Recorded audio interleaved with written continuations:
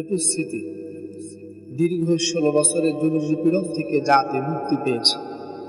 এই জাতিকে মুক্তির দিশা দেখানোর জন্য, আলোর পথ দেখানোর জন্য যে রাহবার সবসময় চিন্তা করেছেন এবং তার কথার মাধ্যমে আমাদেরকে উজ্জীবিত করেছিলেন, সে আল্লামা সাঈদী আর আমাদের মাঝে নাই।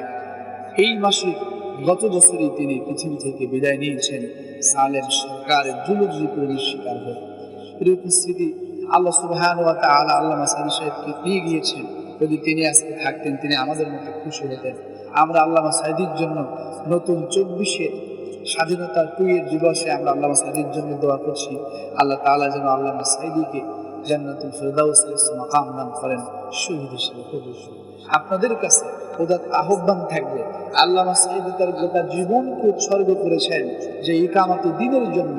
তিনি যে স্বপ্ন দেখেছিলেন কোরআন এবং সুন্নাহ ভিত্তিক একটি রাষ্ট্র কায়েম হবে, আমরা সেই স্বপ্ন বাস্তবায়ন করার জন্য চেষ্টা করব। আল্লামা সাঈদীর রেখে যাওয়া স্বপ্ন আমরা কখনো ভবিষ্যৎ হতে দেব না। এর উপস্থিতি, এই রাষ্ট্র আমাদের, এই রাষ্ট্র আমাদের সকলের।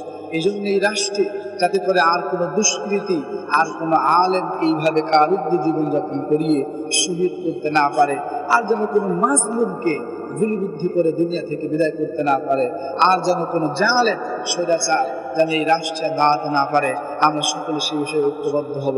এবং খুব মনে পড়ছে যে আল্লামা সাঈদী বলেছিলেন, বাংলাদেশের ভাগ্য আকাশে উত্তর গগনে ঘন কালো গাঢ় মেঘ জমা হয়েছে। তিনি বুঝতে পেরেছিলেন এর উপস্থিতি আলেমরা অভিজ্ঞতার আলোকে বুঝতে পারেন এবং পূর্বাভাস দিয়ে যায়।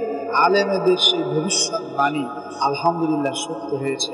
আল্লাহ তাআলা আমাদেরকে মুক্তি দিয়েছেন ঠিকই, কিন্তু কোরআনের পাখি দুনিয়া থেকে একবারে মুক্তি হয়ে পৃথিবী থেকে বিদায় নিয়ে চলে গিয়েছেন। এই জন্য এই 14 আগস্ট আমরা আল্লামা সাঈদীর জন্য শুধু 14 আগস্টের ভিতরে সীমাবদ্ধ থাকলে হবে না, আমরা সবসময় আল্লামা সাঈদীকে আমরা অবশ্যই আমাদের মনে প্রাণে অবশ্যই শিক্ষণীয় হিসেবে রেখে দিব। আল্লামা সাঈদী যে চেতনা লালন করেছেন সেটা আমরা বাস্তবায়ন করব আমাদের জীবন থাকা পর্যন্ত ইনশাআল্লাহ। আল্লাহ সুবহানাহু ওয়া তাআলা আমাদের সবাইকে এই রাষ্ট্রের জন্য কবুল করুক, ন্যায় ইনসাফের পথে কবুল করুক। আল্লামা সাঈদী যে রাস্তা দেখিয়ে গিয়েছিলেন সেই রাস্তায় আমাদেরকে কবুল করুক। আল্লাহ তাআলা এই রাষ্ট্রকে ইসলামী রাষ্ট্র হিসেবে কবুল করুক। সবাইকে আমরা সেই দিকে আহ্বান জানিয়ে আল্লাহ তাআলা যেন আমাদের সবাইকে সে তৌফিক দান করুক। আমিন। আসসালামু আলাইকুম ওয়া রাহমাতুল্লাহি তাআলা ওয়া বারাকাতুহু।